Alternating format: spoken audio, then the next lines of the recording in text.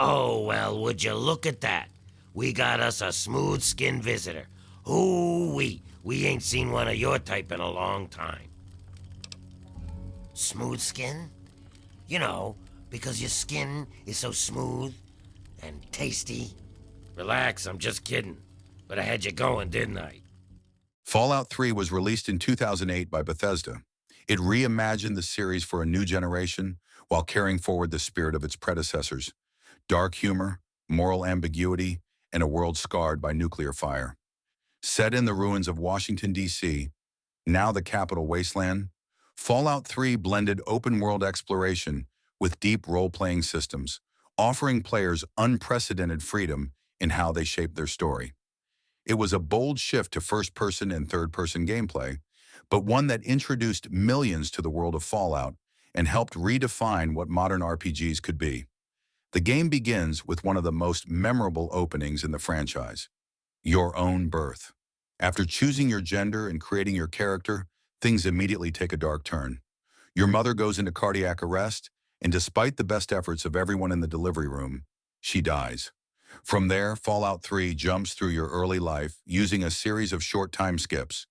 First, you're a toddler listening to your father read your mother's favorite Bible passage, Revelation 21:6. Then it's your 10th birthday, where you receive your first Pip-Boy 3000. 6 years pass, then another 3, and by the time the game finally lets you venture out on your own, you're 19. That freedom begins abruptly. Your childhood friend Amata, the overseer's daughter, wakes you in a panic as sirens echo through the halls. She tells you your father has left the vault, something supposedly impossible, and now her father's security forces are looking for you. They've already killed Jonas, your father's assistant. You need to leave. Amata gives you a 10mm pistol she stole from her father, along with some lockpicks to help you break into the overseer's office. She believes there's a hidden tunnel there that leads straight out of the vault. After wishing you luck, she hurries off, and from that point on, you're on your own. Not only do you have to avoid the guards, but a sudden radroach infestation has begun spreading through Vault 101 because of your father's escape. Once you reach the overseer's office, you access his terminal to open the secret tunnel, at whose end you'll find the vault door controls. With a deafening rumble, the massive steel door begins to open.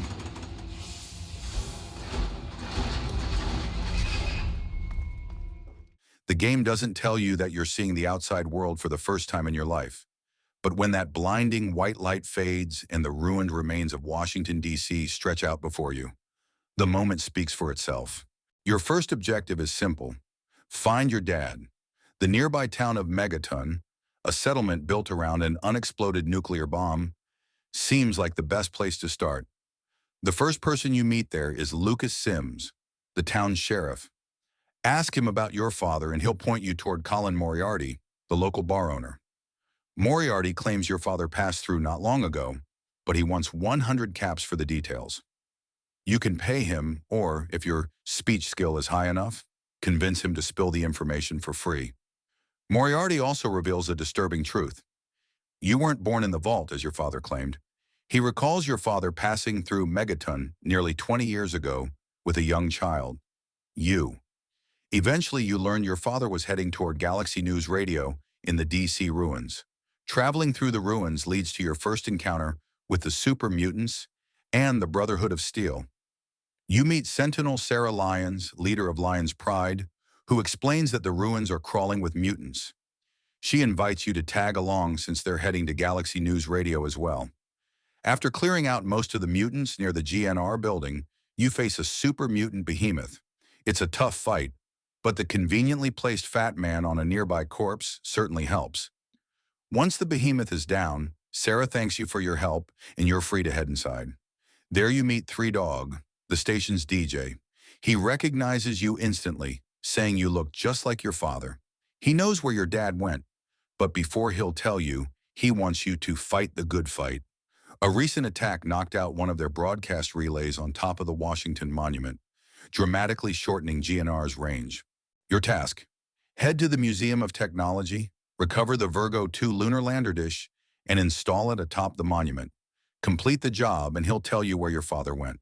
Or, just like Moriarty, You can simply pass a speech check and get the information for free.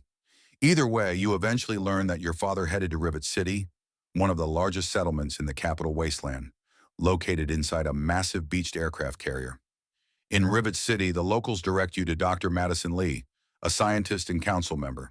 She explains that your father wanted her help restarting Project Purity and that he left for their old lab at the Jefferson Memorial. After clearing out the super mutants occupying the building, you find several holotapes recorded by your father. On them, he talks about Dr. Braun, a researcher whose work could be the key to finally making Project Purity succeed. He also mentions Vault 112, and just like that, your next destination is set. Vault 112 is hidden beneath Smith Casey's garage. Inside, you're greeted by a RoboBrain attendant and instructed to put on a vault suit and lie down in a tranquility lounger. Once you do, you're transported into a pre-war virtual simulation called Tranquility Lane. Inside the simulation, you meet a little girl who claims she knows where your father is. She'll help you, but only if you agree to play a game with her. It doesn't take long to realize that the girl is actually Dr. Braun, the mastermind behind the simulation. He has several twisted tasks for you to complete, making Timmy Nussbaum cry, sabotaging a happy marriage, and eventually to become the feared pint-sized slasher and massacre everyone in the simulation. You can follow Braun's sadistic requests, or you can uncover the truth by speaking to one of the residents. This leads you to an abandoned house containing a fail-safe terminal. Activate it, and every resident, all actual humans trapped in pods, is killed instantly. Braun survives, but he's trapped in his own simulation forever. Once you exit the simulation, you finally reunite with your father. He's relieved to see you, though frustrated that you left the vault. He tells you that Project Purity was your mother's dream, and now he intends to finish it. You offer to help, and the two of you return to Rivet City. Back in Rivet City, your father convinces Dr. Lee to regroup the team, and together you all head to the Jefferson Memorial.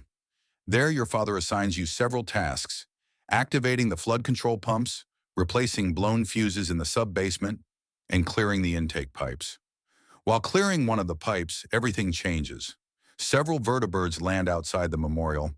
It's the Enclave, remnants of the old United States government, last seen in Fallout 2. They take control of the memorial and demand that your father surrender the codes to the purifier. Instead, he floods the chamber with lethal radiation, sacrificing himself to keep the purifier out of their hands. With nothing left but to escape, you lead Dr. Lee and several members of the science team through the sewers. You fight your way past Enclave troops and feral ghouls until finally emerging near the Citadel, the Brotherhood of Steel's headquarters. At first, the guards refuse entry, but Dr. Lee demands to speak with Elder Lyons, who ultimately allows you inside. Things look grim. Your father is dead. The Enclave controls Project Purity, and no one knows what they intend to do with it. After explaining the situation to Elder Lyons, he sends you to speak with Scribe Rothschild. Rothschild tells you that one of the key components needed for the purifier, the Garden of Eden creation kit, the GECK, might still be located in Vault 87. But the area surrounding the vault is highly radioactive, so he suggests an alternate route through Lamplight Caves. When you reach Little Lamplight, you discover it's a settlement run entirely by children. Unfortunately, Mayor McCready refuses to let you in.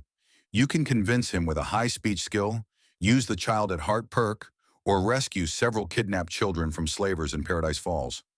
One way or another, you gain access. Talking with the kids reveals a path to Vault 87 through Murder Pass, an area crawling with creatures that look like people, except they're all wrong. The super mutants. After blasting your way through, you finally reach Vault 87 itself. The vault is overrun with super mutants and other grotesque abominations. Deeper inside, you find a laboratory full of twisted experiments. In one of the cells is Fox, a super mutant who still retains his intelligence. He explains he's been imprisoned by his own kind, considered an outcast. Ask him about the GECK, and he tells you he knows exactly where it is, and offers to help you if you free him. To do that, you can either hack a console next to his door or activate the fire alarm, which unlocks all the doors on the level. Unfortunately, that also frees several dangerous abominations, including centaurs. Once Fox is free, he leads you to the GECK's chamber. It's flooded with deadly radiation, but Fox is immune. He retrieves the GECK for you and before parting, he mentions that perhaps your paths will cross again. But as you head for the exit, you're ambushed by Enclave soldiers and knocked unconscious. They've been following you the whole time.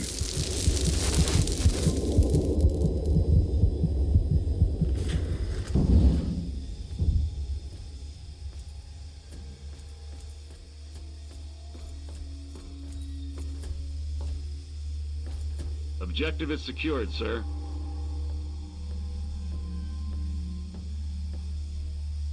Good work, soldier.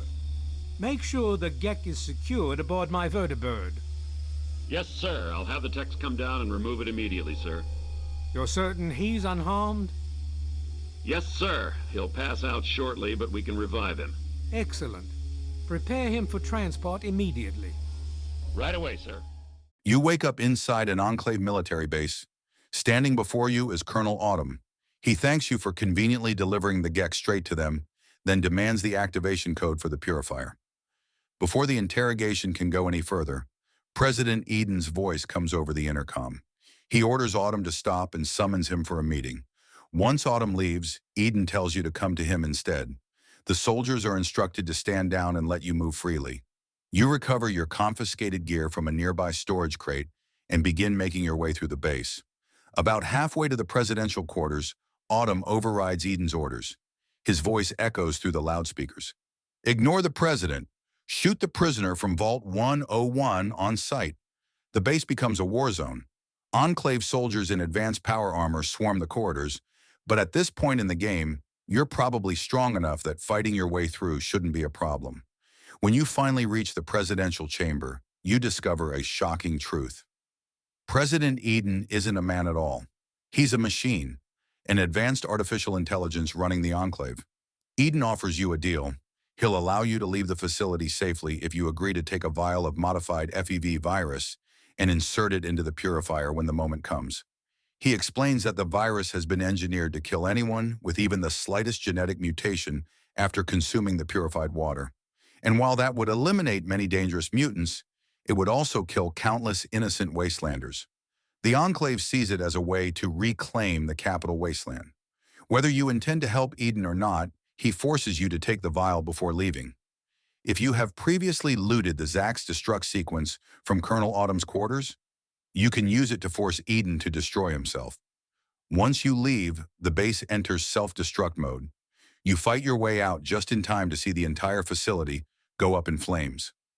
Outside, you're met by Fox, who arrives to rescue you, saying he owes you for saving his life. Back at the Citadel, you report everything to Elder Lyons. You can hand over the modified FEV for safe disposal or keep it for your own plans. Regardless, Lyons concludes that the Enclave must be stopped immediately. If they activate the purifier first, there's no telling what they might do with it. The Brotherhood prepares for a full-scale assault on the Jefferson Memorial with Liberty Prime, their massive, heavily armed robot, leading the charge. Alongside Liberty Prime and Lion's Pride, you push toward the purifier. If you're willing to let Liberty Prime do most of the work, he's more than capable of turning the battlefield into molten scrap metal. Once inside the rotunda, you fight your way through and confront Colonel Autumn again. You can convince him to stand down using speech or simply kill him. Either way, when you reach the purifier control room, Dr. Lee contacts you over the intercom. There's a critical problem. The combat damage has destabilized the entire facility. Someone has to enter the irradiated control chamber, input the activation code, and start the purifier, or everything will explode. It's either you or Sarah Lyons. Whoever goes in won't survive. At least that's how it worked in vanilla Fallout 3. With the Broken Steel DLC installed, you can send in one of your companions instead, like Fox or Karen, characters who are immune to radiation, meaning no one actually has to die. After that, the ending slides roll, showing how your choices shape the Capital Wasteland. No matter who enters the chamber, Project Purity succeeds. And as long as you didn't release Eden's modified FEV, the people of the Wasteland finally gain access to a limitless supply of clean, purified water. A surprisingly hopeful ending, almost like something out of a classic movie. Even years after its release, Fallout 3 remains a landmark moment for the series. A bold reinvention that brought the Wasteland into a fully realized 3D world and introduced a whole new generation to its dark humor, choices, and atmosphere. If you've never stepped out of Vault 101, it's absolutely worth the journey. Thank you for watching. If you enjoyed the video, don't forget to leave a like, comment, and subscribe for more retro RPG reviews.